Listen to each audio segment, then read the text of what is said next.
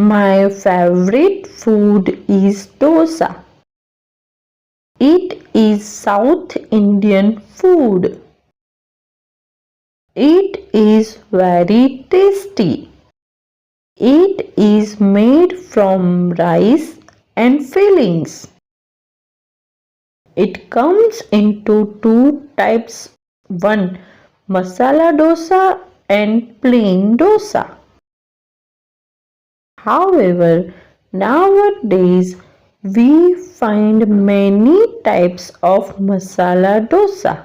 For example, Mysore masala dosa, paneer dosa, rava dosa, etc. Masala dosa is filled with spicy smashed potatoes. Dosa has a crunchy texture. It is served with chutney and sambar.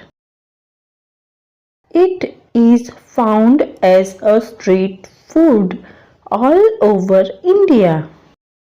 I love masala dosa very much.